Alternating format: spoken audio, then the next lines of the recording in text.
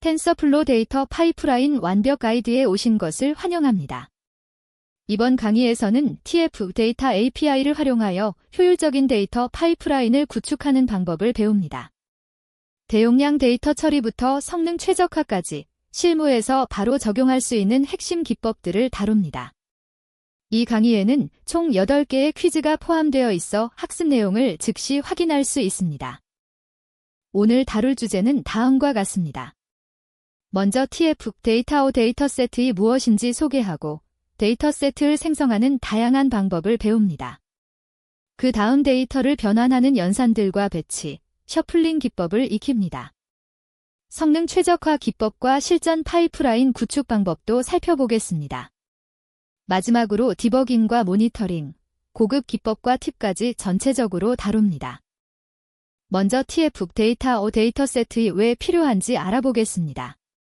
대용량 데이터를 다룰 때 리스트나 넘버 파일 배열만으로는 한계가 있습니다. 예를 들어 10만 장의 고해상도 이미지를 메모리에 한꺼번에 올리면 어떻게 될까요? 대부분의 경우 시스템이 멈춰버리거나 메모리 부족 오류가 발생합니다. 데이터셋은 지연 실행으로 메모리 효율성을 극대화하고 필요한 순간에만 데이터를 로드합니다. 또한 GPU 학습과 데이터 로딩을 병렬로 처리하여 전체 학습 시간을 크게 단축시킬 수 있습니다. 데이터셋을 이해하는 가장 좋은 방법은 회전 초밥 벨트에 비유하는 것입니다. 회전 초밥 레스토랑에서는 모든 초밥을 여러분의 테이블에 한꺼번에 올리지 않죠. 대신 벨트를 통해 계속 회전하면서 손님이 필요한 것만 집어먹습니다. 데이터셋도 마찬가지입니다. 주방은 데이터가 저장된 디스크, 초밥은 개별 데이터 샘플, 회전 벨트는 데이터셋 파이프라인, 그리고 손님은 모델의 학습 루프에 해당합니다. 이런 방식으로 전체 데이터를 메모리에 올리지 않고도 효율적으로 학습할 수 있습니다. 이제 실제 코드를 보면서 데이터셋의 기본 생성 방법을 알아보겠습니다. 텐서플로를 임포트하고 간단한 리스트 데이터를 준비합니다. 프롬 텐서 슬라이시즈 메서드를 사용하면 이 데이터로부터 데이터셋을 만들 수 있습니다. 그런 다음 포루프로 순회하면서 각 요소를 출력합니다. 주의할 점은 데이터셋에서 반환되는 각 요소는 텐서 형태이므로 넘피 메서드를 호출해야 일반 파이산 값으로 변환됩니다. 이 코드를 실행하면 1부터 5까지 차례로 출력되는 것을 볼 수 있습니다. 프롬 텐서 슬라이시즈 메서드의 동작 원리를 좀 더 자세히 살펴보겠습니다. 이 메서드는 주어진 텐서의 첫 번째 차원, 즉 엑시스 0을 기준으로 데이터를 슬라이스합니다. 마치 식빵을 자르듯이 데이터를 개별 요소로 나누는 것이죠. 만약 쉐입이 100, 28, 28인 이미지 배열을 넣으면 100개의 D18, 28 크기 이미지가 개별 요소로 만들어집니다. 각 요소는 텐서 형태로 반환되며 넘피 메서드를 사용하면 넘버 파이 배열이나 파이산 값으로 변환할 수 있습니다. 데이터셋은 다양한 방법으로 생성할 수 있습니다. 리스트, 튜플, 딕셔너리, 넘버 파이 배열 등 여러 형태의 데이터를 사용할 수 있죠. 특히 머신러닝에서는 피처와 레이블을 튜플로 묶은 형태가 자주 사용됩니다. 프롬 텐서 슬라이시즈 외에도 프롬 제너레이터 메서드로 함수를 통해 데이터를 생성하거나 레인지 메서드로 숫자 범위를 만들거나 리스트 파일즈 메서드로 파일 경로 리스트를 만들 수도 있습니다. 각 방법은 상황에 맞게 선택하면 됩니다. 피처와 레이블 쌍으로 데이터셋을 만드는 예제를 보겠습니다. 먼저 피처 데이터와 레이블 데이터를 준비합니다. 그런 다음 이 둘을 튜플로 묶어서 프롬 텐서 슬라이시즈에 전달하면 각 반복마다 피처, 레이블, 쌍이 반환되는 데이터셋이 만들어집니다.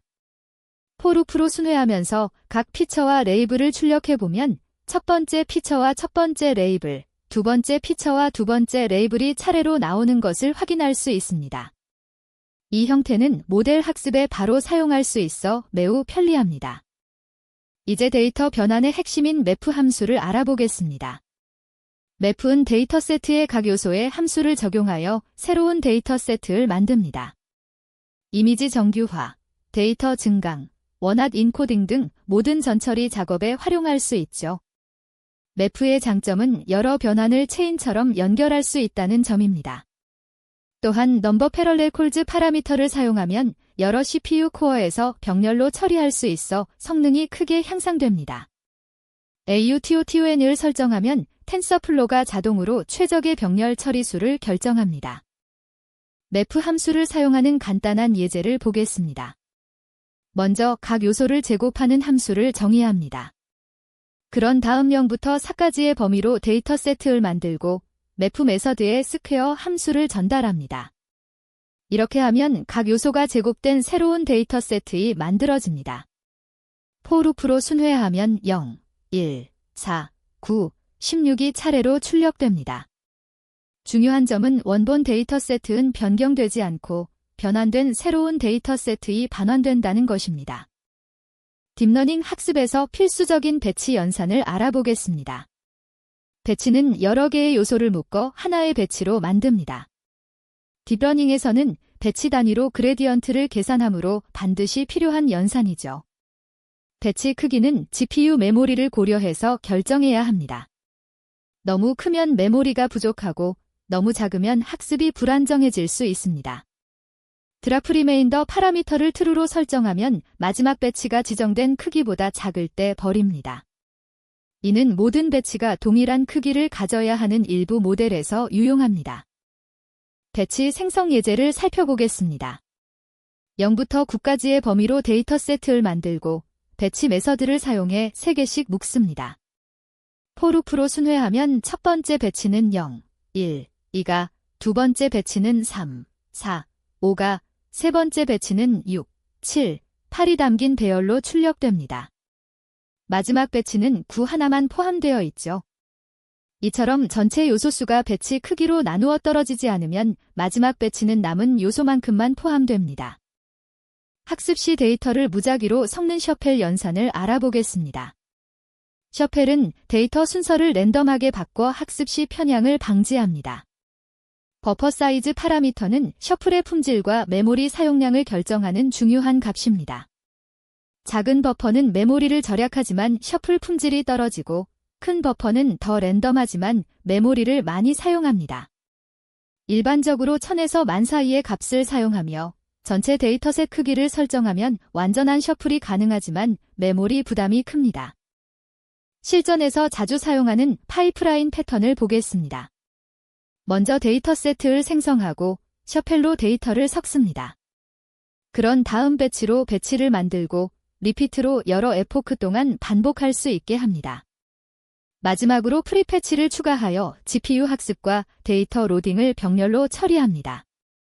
이 순서가 일반적으로 권장되는 파이프라인 구조입니다.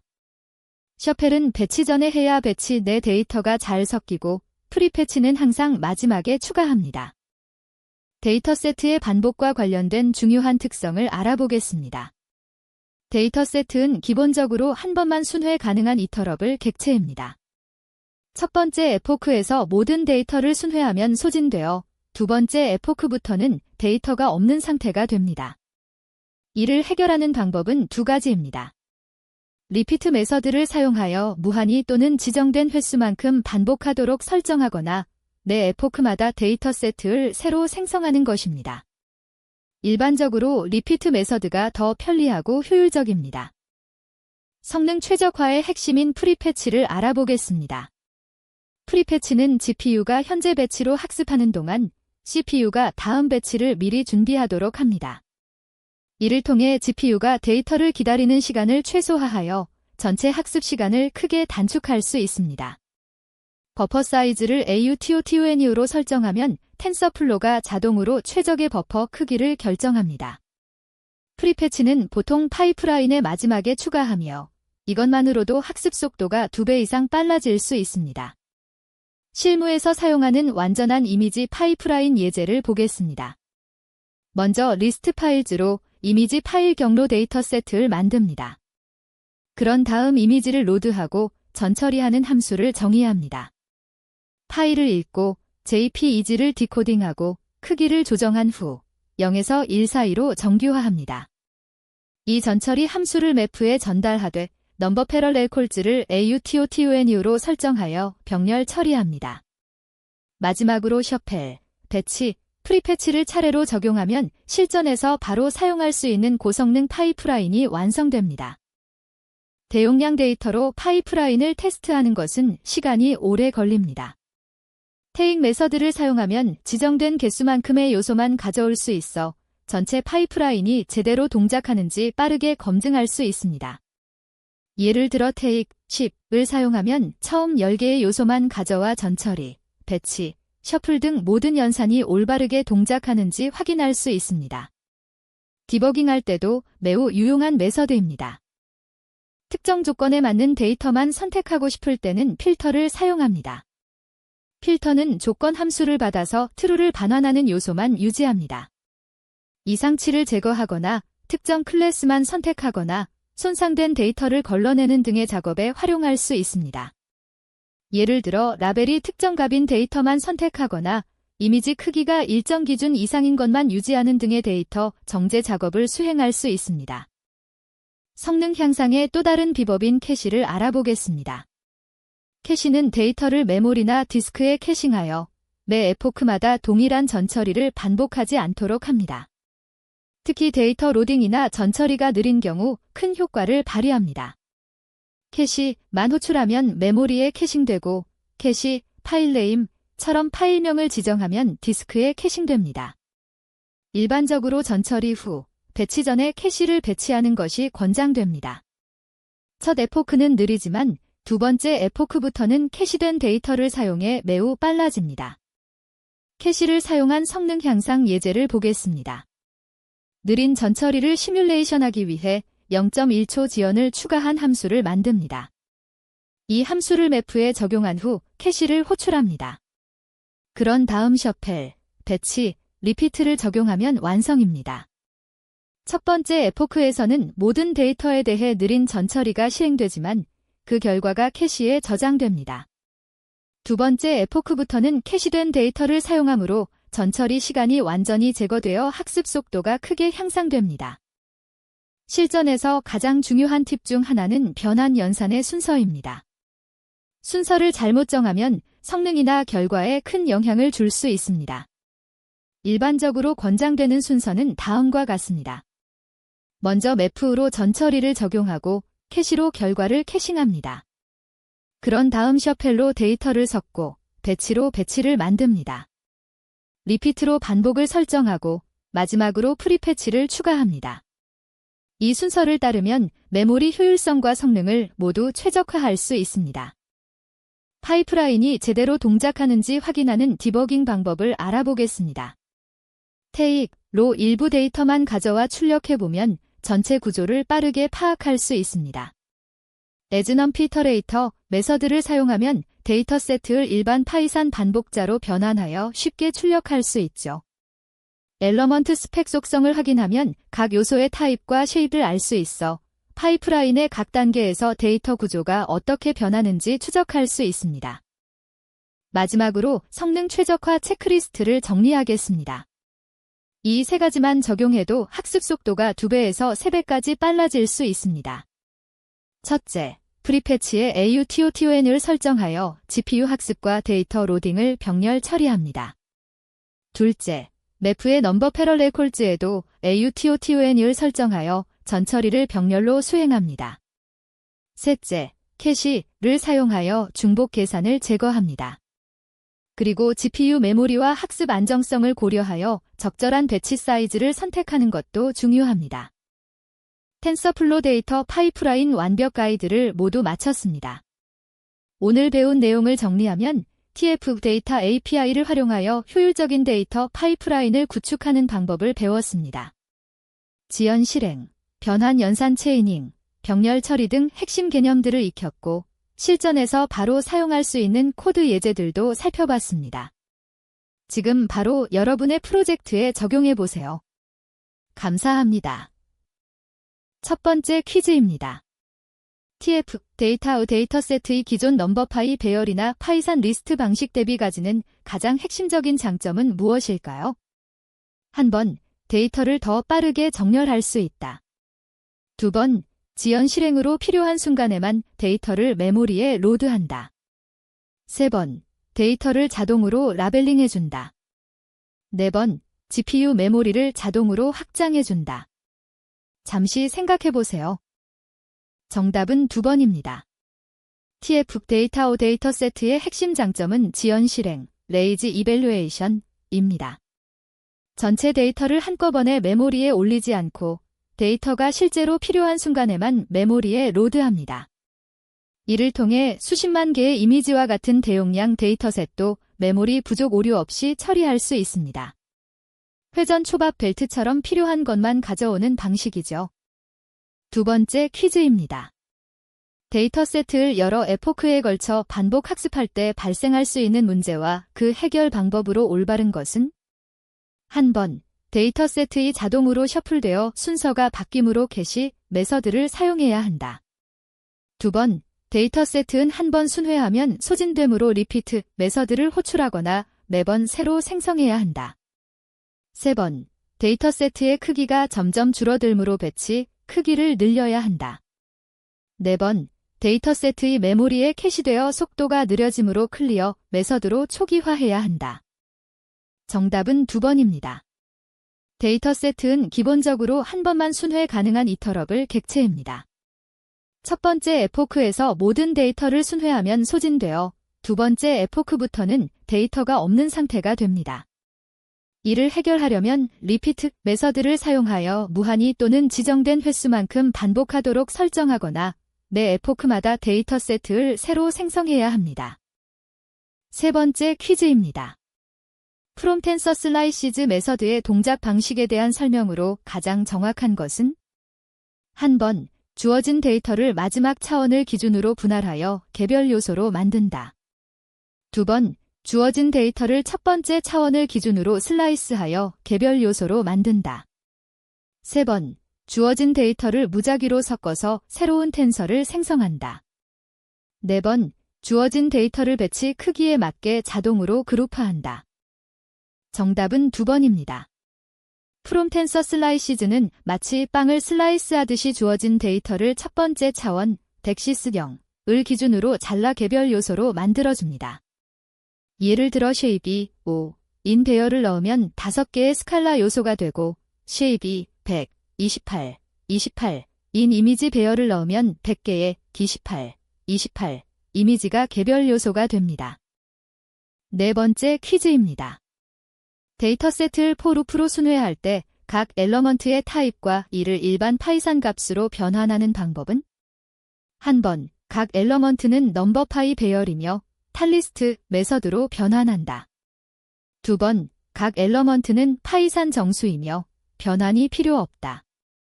3번, 각 엘러먼트는 텐서이며 넘피 메서드로 변환한다.